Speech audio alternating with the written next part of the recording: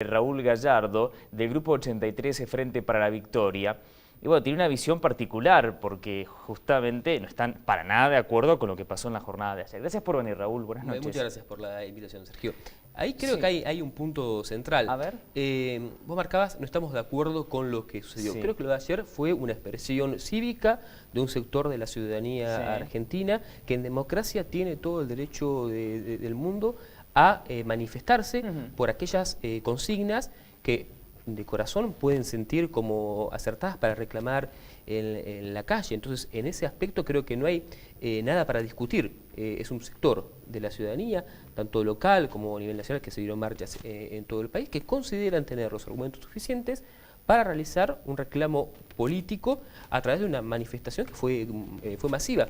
Incluso más allá del tema de los números, podrán ser más o menos personas, dependiendo de las fuentes, incluso las interpretaciones políticas, pero hay un hecho concreto, que hubo un sector de la población que se manifestó.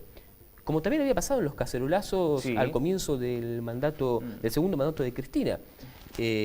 Después podemos, si querés, a lo largo de esta charla, discutir cuáles son los tópicos, las consideraciones generales de la marcha. Pero creo que ese primer aspecto debe quedar en claro, porque también es un síntoma de lo vivo que está nuestro sistema democrático, que está cumpliendo 31 años en democracia, que es una democracia todavía joven, que muchas veces hasta gatea, que tiene falencias, pero que también tiene sus aciertos y sus puntos importantes. Creo que estas cosas demuestran que la política está en el centro de la mesa de los argentinos. Sí, sí, es cierto eso. Lo que también hay que mencionar, que el gobierno, cuando habla de ciertos sectores, de golpismo, de desestabilización, quien no tenía ganas de ello, tenía dudas al menos, no quiere quedar con ese mote desestabilizador, ¿no? Bueno, yo creo que ahí hay para discutir el armado de la marcha en concreto, quiénes son los convocantes y cuáles son las consideraciones políticas. Cuando uno dice que es una marcha opositora y que es una marcha política, ni siquiera es hasta un juicio de valor. Es una consideración objetiva de un hecho social determinado en el cual está representado sectores que fundamentalmente descreen del gobierno, se paran en la vereda de enfrente. Claramente alcanza con repasar la dirigencia política a nivel nacional que concurrió. Yo recién, antes de venir, veía hace unos minutos la entrevista a Vicente Massot que está circulando por las redes, y yo claramente en una marcha con Vicente Massot no tengo nada que hacer, porque me parece que uno está en veredas antagónicas en términos absolutos, como tampoco uno tiene nada que hacer en una marcha donde está Héctor Gay o Dámaso Larraburu, que representan no solo modelos nacionales opuestos y antagónicos a los que uno considera, sino modelos de ciudad absolutamente distintos a los que nosotros postulamos. Ahora, Raúl, ¿cómo sería una marcha no política? Es que justamente no puede haber marchas no políticas. Pero la sensación que me quedó es que se criticaba desde como una marcha política, pero peyorativamente. No sé si ustedes, pero el gobierno nacional daba a entender esa situación. No, yo creo que el gobierno nacional lo que marcaba claramente es que se trataba de una marcha política ante sectores por parte de los medios corporativos que intentan plantear que esto es una marcha de la justicia independiente, de un grupo de nueve fiscales, como representando a una especie de pensamiento que se sitúa por arriba de la política. Ese discurso de las tecnocracias, un discurso de las corporaciones, que intenta hablar de la independencia y de la apolítica, cosa que es imposible como tal. Hay un discurso ahí, que es el discurso de la antipolítica, que se formula de una forma muy perjudicial para todo el sistema democrático. Creemos necesariamente que si un sector se manifiesta como opositor, tiene el derecho de hacer los actos políticos que considere. Y ahí me parece que hay un llamado, un signo concreto, que no es hacia el kirchnerismo la marcha. Es un llamado casi, hasta podemos decir, de Héctor Mañeto hacia la oposición, de decirle, júntense. Tienen la necesidad y la obligación de juntarse. Porque los tópicos de la manifestación de ayer, como los cacerolazos hace unos años atrás, terminan siendo tópicos articulados por sectores corporativos. Entonces, ahí la cuestión de democracia o corporaciones queda mucho más vigente. Si uno repasó tranquilamente los medios de comunicación después de la marcha, no se escuchó hablar a ninguno de los políticos que estuvieron casi. Salieron a hablar los principales editorialistas del Grupo Clarín y de La Nación, que en todo caso están interpelando a esa dirigencia opositora que no termina de presentar en todo caso un proyecto alternativo al kirchnerismo y que probablemente eso tenga consecuencias en las urnas. Ahora, Raúl, está bien, yo entiendo esa postura, pero el rol de la gente, ¿dónde queda todo esto? Porque no fueron arrastrados como ovejas, no creo que todos los que estaban allí hayan sido arrastrados. No, por eso volvemos al punto inicial de que hay sectores que deben considerar que hay problemas en la justicia que deben ser considerados, que hay un reclamo de justicia por el cual es necesario que la muerte de Nisman sea resuelta de alguna forma.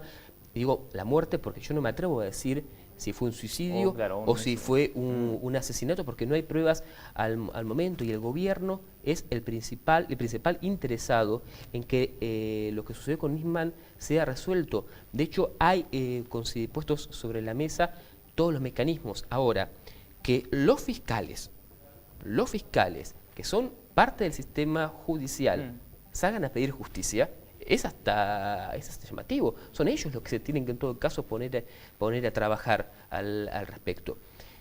A mí en lo particular hay algo que nunca me gusta hablar como concepto, que es ese de la gente. Me parece que cuando se habla de la gente se termina articulando un concepto muy abstracto que termina por decir mucho y decir nada al mismo tiempo. Un sector de la sociedad argentina que se vio reflejado y otro sector que claramente no fue porque no se sintió convocado por ese armado opositor. Raúl, no es mucho hablar de desestabilización para una marcha así, sobre todo para las personas que estaban allí, la gente que concurrió básicamente. ¿No es demasiado? A ver, creo que ahí lo que tenemos que hacer es justamente colocar las cosas sobre la mesa y analizarlas por separado. Las personas que de buena fe asistieron a ese tipo de convocatorias, está bien, incluso siendo opositores, uno tiene conversaciones, discusiones, debates con amigos, con compañeros de trabajo, con distintas personas que no claramente están de acuerdo y no por eso son el enemigo, ni mucho menos. Ahora, lo que no se puede bajo ningún aspecto es abstraer y no considerar en la coyuntura en que se vienen dando estas circunstancias. La muerte de Nisman no es el comienzo de esto.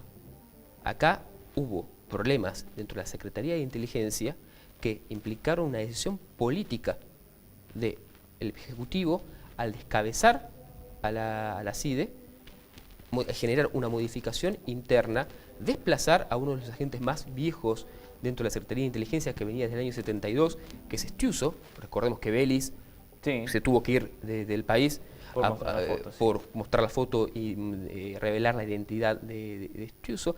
A partir de la salida de Estiuso se jubilaron una serie de agentes y luego de eso pasó justamente primero la denuncia de Nisman y su posterior muerte.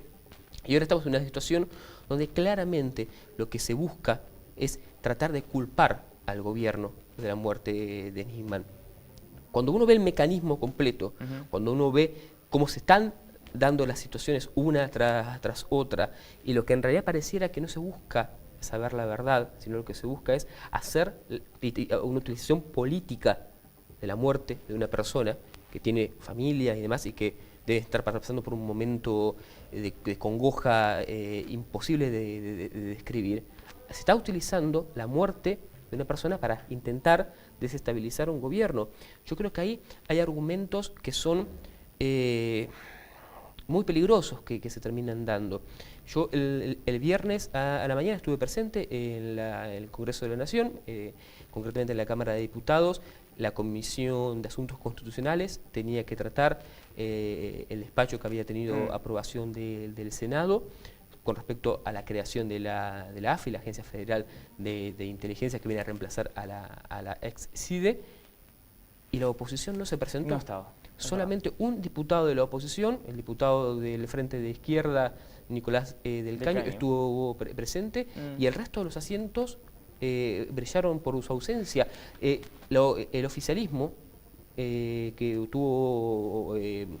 modificó concretamente aceptando todos aquellos puntos que el CELS había marcado que eran insuficientes, que eran erróneos y demás, que incorporó en el Senado las modificaciones del CELS, pidió el viernes en su momento un cuarto intermedio para que la oposición reflexionara y diera el debate correspondiente. Entonces, ahí lo que tenemos, por un lado, es que sectores que se plantean como defensores de la República terminan teniendo prácticas antirrepublicanas por no presentarse en los debates necesarios. Entonces, ¿cómo puede ser que los defensores de las instituciones terminan, como por ende, atentando contra las instituciones? Y no solamente es en el caso concretamente de la modificación de la agencia de inteligencia. Sí, hay otros hechos que te pasó exactamente lo mismo. La sensación que queda a muchos es esta. Está bien, la palabra desestabilización en un gobierno con semejante apoyo como tuvo con el 54%, ¿debe preocuparse tanto por esto? Porque si tiene el apoyo popular en última instancia. A ver, creo que hay elecciones y eso se va a determinar. Más allá que después no les fue tan bien en la siguiente, ¿no? En la del 2013, pero digo, presidenta, ¿no? Hay elecciones, el gobierno tiene la legitimidad suficiente, hay otros argumentos usados por los opositores que es muy peligroso, al decir que este es un gobierno en retirada y que por ende no puede tomar casi ninguna medida. De hecho, la diputada Stolbizer en la Comisión de Asuntos Internacionales sostuvo que es un gobierno que le quedan 10 meses y que por ende no puede firmar acuerdos diplomáticos y comerciales con China que definen la política por 50 años. Entonces habría que modificar la Constitución y establecer que un mandato presidencial es de 3 años y el último año es un año de transición donde no puede gobernar, donde uno sabe, un gobierno gobierna hasta el último día de su mandato, si no, volvemos a lo mismo, estamos atentando. Lo mismo pasa con la Corte Suprema de Justicia, donde no quieren que la Corte funcione con el cuerpo completo. Entonces, en ese aspecto uno ve una especie de proceso o de intento de desestabilización, y que no solamente es producto de Argentina. Si uno revisa los gobiernos progresistas de la región, tanto el caso del PT con Lula y Dilma, el caso concreto del PSV con Chávez y con Maduro, o ni hablar en el caso de Ecuador, cuando hubo un levantamiento de la policía, o el caso concretamente de lo que se conoce como la media luna en Bolivia, donde hubo sectores que se levantaron abiertamente contra el gobierno de Evo Morales. Hubo procesos de intentar condicionar desde los sectores corporativos a estos procesos progresistas de apertura democrática. Por eso, en ese aspecto, hay que colocar un poco, si querés, los paños fríos e intentar poder intercambiar opiniones y poder debatir de forma un poquito más sensata, intentándonos escuchar. Porque si no volvemos a ese aspecto que es peligroso, donde pareciera que debatimos a los gritos. Ah, sí, claro. Sin escucharnos unos a otros. Sí, eso me lo contaste una vez en la radio y me pareció muy interesante, realmente muy interesante. Me estoy quedando sin tiempo, lo último, Raúl. Ante todo esto que está ocurriendo, la sensación que me quedo es que muchos de los dirigentes que estuvieron en estas manifestaciones no suelen estar en otras manifestaciones, que pedidos por justicia por gente que ha muerto, por servicios que no se cumplen. En ese caso, ¿qué pensás de los dirigentes puntualmente que fueron a las marchas, sobre todo en los pueblos más chicos, en las ciudades más chicas como Bahía? Creo que cada uno tiene que tener la madurez política suficiente para considerar por qué motivos va o no va a una marcha. Yo sí, en ese aspecto, si querés, no me atrevo a realizar un juicio de valor sobre por qué van esos dirigentes a esas marchas, si lo que buscan es sacar tajada política y llevar agua para su molino, o directamente, como yo te decía, en el caso de a nivel nacional, directamente reciben una orden de sus jefes económicos para actuar políticamente de determinada forma. Hay muchos aspectos que están en debate. Me parece que lo que hay que, por sobre todo, es fortalecer a las instituciones, fortalecer a la República, fortalecer a la democracia. Las diferencias que una sociedad puede tener se resuelven en todo caso en los momentos correspondientes en las elecciones, y hay una serie de mecanismos para poder debatir. Creo que la democracia que tenemos la debemos cuidar entre todos, y concretamente nosotros consideramos que hay logros durante estos años de kirchnerismo que son valederos de defender a futuro. Y concretamente con el tema de la justicia, me parece que lo de la muerte del fiscal todos queremos realmente que se sepa la verdad y lo antes posible y que la justicia realmente funcione. Y ante esto también se abre una posibilidad, como es concretamente una deuda de la democracia, que es el tema de los servicios de inteligencia. Porque desde 1983 hasta la fecha, todos los gobiernos, de Raúl Alfonsín hasta el propio Cristina Fernández de Kirchner, nos debíamos debatir qué hacemos con los servicios de inteligencia y cuál es la función dentro de una república.